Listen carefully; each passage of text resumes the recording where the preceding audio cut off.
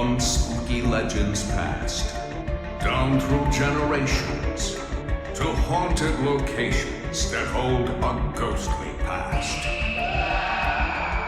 Come one, come all, come finders and seekers.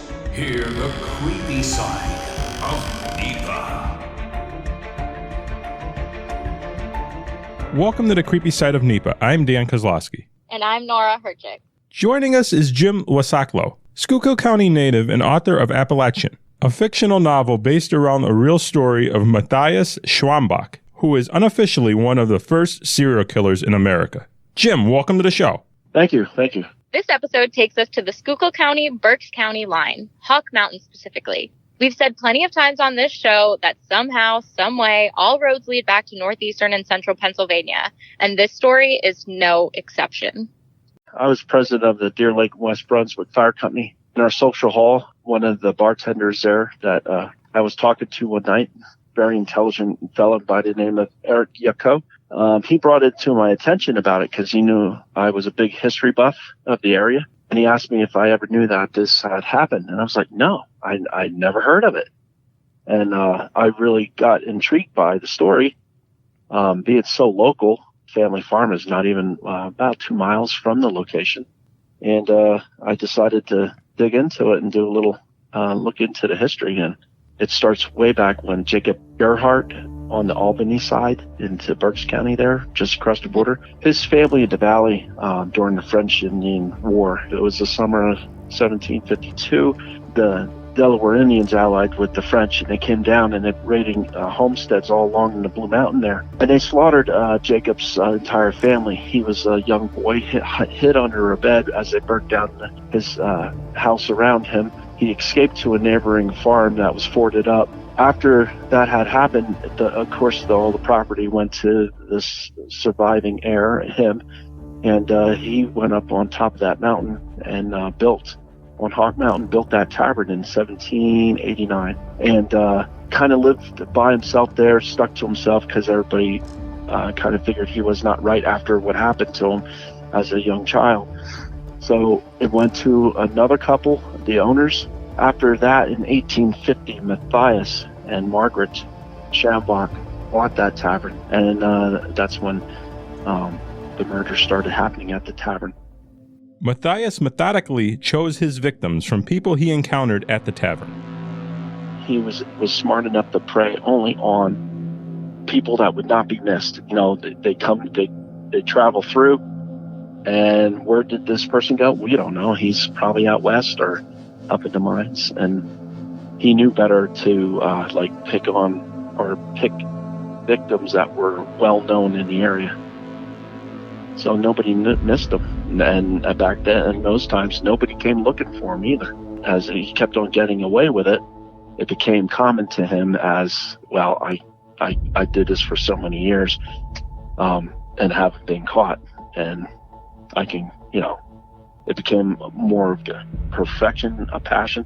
Since no one was looking for his victims, Matthias was able to get away with the killings for a long time, but not without raising some eyebrows. Matthias wasn't necessarily known as an even-tempered man. Matthias, again, he started suffering from dementia. He would, people that would pass by and give him a glare or not sit right with him, he would just blow off on them and start yelling at them, mind your own business, yell at them and things like that. They just thought he was a little crazy and off. People did stay at the tavern that didn't know him, and those are the ones who became his victims. People that did go there, did associate with him, noticed strange things going on. Like it was written in one of the books that a local person was going over the top of the mountain and they heard someone crying from the cellar part of the tavern or the barn. It was documented that there was a couple that went there and they wanted to store their horses for the night. But they know when they opened up the barn, there was blood everywhere. So they assumed that maybe Matthias killed a deer or something like that. The horses were all jumpy about it, so they just left it. Like any small town, rumors about Matthias, the tavern, and people disappearing over the mountains started to spread, and for good reason. And people have said something about when they would go there to visit, the meat just didn't taste like pork, quite just right. So And rumors started to spread. People would go up over the mountain and they wouldn't see him again. Plus, there was one individual, a peddler from Reading, Pennsylvania, that was selling Civil War surplus. And in Reading, and when he went up over the mountain, stayed at the tavern, no one saw the guy again. But Matthias was down in Reading selling the same items a week later. So people were, I'm sure his excuse was that peddler paid him as in payment these items. People started the rumors that way. These murders weren't the only crimes going on in the area at the time. Law enforcement already had their hands full with the Molly Maguires. He almost got caught in that because people went to authorities about it. The authorities did go up there, they didn't find any evidence or anything like that. The authorities and the bounty hunters, or law for hire, let's say, was busy controlling the railroads, the Reading Railroad, and what was left of the canals, because they were being taken out by the Reading Railroad. The railroad became more efficient, and the canal systems were being phased out. So they were busy trying to control the reach of the Molly Maguires into the railroad at the time. And they didn't have time for certain things. They were stretched thin as it was to look into and investigate such things as possible rumors or things like that. So a lot of the land in the area at that time was left lawless because the Molly Maguires had such a hold on that Schuylkill County at the time. With all this going on and the rumors started, they didn't really have no evidence when they went up there and found nothing. And that's because Matthias was smart enough to put the skulls down the wells. And he would, dismember the bodies and spread them throughout the mountain area. And back then, people would walk along and you would see bones. And you'll think, oh, a deer died here. And a lot of people weren't educated enough to know those were human bones. But they would be educated enough to know that a skull is definitely from a human and someone died there. With so much drawing attention away from what Matthias may or may have not been doing, Matthias never truly got caught for his gruesome crimes. When he confessed to the murders on his deathbed, he confessed to 11, it was the documentation that I researched, that to 11 to 14 people. He confessed that he threw them in the well. Well, they didn't believe him because he was dying of dementia. It was a reverend and a doctor that were up there, and they kind of, we're going to sell this property, and it's going to be water under the bridge, and the rumors will die with it. It was kind of like sweeping it under the rug again, even though they had a confession. Or so they thought. When William and Ann Turner bought the tavern in 1889, I believe it was, they found that the wells were full of human bones, more than 11 to 14 people. And some of them were butchered, some of them were cooked, and that kind of gave a little bit more firm determination that it's very possible that he did do some cannibalism up there, as rumored. Problem is that when he was buried, lightning struck so close to where they were burying him during the funeral that the pallbearers dropped his coffin, and he was actually buried upside down. Matthias never mentioned having any help with the murders, but could he have had an accomplice? Could someone else have been involved? Margaret Schaumboch stated that when Matthias died, she had no knowledge of any of this, but I find that hard to believe. I think she knew what was going on, and there was a reason why she had to keep her mouth shut, and I have that written into the story on why. I had to change a few things in the book at the ending there to protect the sanctuary of Hawk Mountain, because they don't want no one trespassing there. It's a private residence now. She actually settled in Leesport after Matthias's death, but I have it written in the book that she went down with a son I made up for the story down in D.C. That might be the end of Matthias's true story, but Jim did have to use his imagination to flesh out some of the gory details for his novel. There's no documentations on how any of the murders were committed, but he was very intelligent, even though he had some issues with dementia, and that's what he died from. How did you come up with those gruesome details for your book. Yeah, I know. I get asked that a lot by my friends, but I'm a big Stephen King fan, and I like I have a second book coming out called Unexhumed that should be out shortly.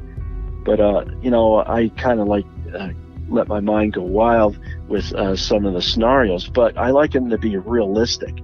Like, for example, the mushrooms, the chapter called Mushrooms. I mean, it was passed down by my family, my father and my grandfather, of what wild mushrooms you can eat and what you cannot, because they will kill you, like death caps, shut down your liver and kidneys. So you got to know what you're doing when you're picking mushrooms in the forests of this part of Pennsylvania. Matthias uses that as a means of murdering one of his victims. And in those chapters, some of the murders I wrote that you're kind of rooting for Matthias, and some of them you're like, oh, you're just so bad. But yeah, it was fun. It was actually kind of fun to think about how to do all that. Even though you are a Stephen King fan and stuff like that, did it startle you at all that you could come up with these, gruesome details? No, it didn't startle me at all. It was just, if you think about a lot of the ways some of the murders are happen, some of it has happened in the past. And I mean, for example, in the first chapter with the gold teeth, how he removes the gold teeth from that one guy because he thinks that he has something of value. That actually happened in history over in the Pacific during World War II. Some of the soldiers, some of the Marines, would remove gold teeth from some of the enemy, the Japanese, because they thought they could bring it home and get some money for it.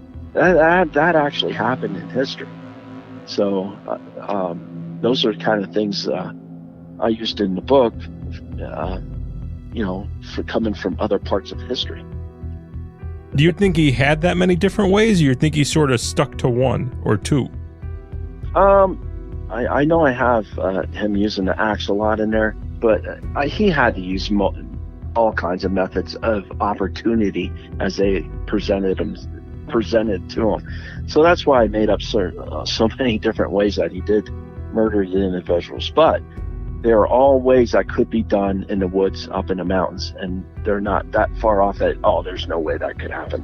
It's funny, my wife, she reads the books for me before I go as far as to get taken into the editor. And this one, she said, I don't think I could sleep with you for 3 nights after reading Appalachian. And then when I'm reading Unexhumed, I was at work, and she goes, I'm glad you're at work tonight, because after reading this, I'm like, ooh. You can purchase Jim's book, Appalachian, Schaumboch's Tavern, at any bookstore or online from Amazon. Be sure to check it out and leave a review.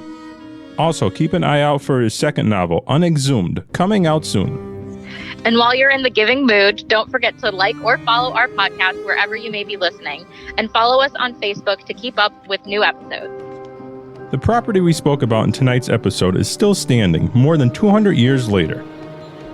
It is added to the U.S. Registry of Historic Places in 1979. We would like to remind you today it is part of the Hawk Mountain Sanctuary and serves as a private residence. No trespassing. Until next time, enjoy the Creepy Side of NEPA. This has been the Creepy Side of NEPA. If you have a spooky story that took place in northeastern or central Pennsylvania, send it to ghost@WNEP.com for your chance to share it on an upcoming episode. We're dying to hear from you.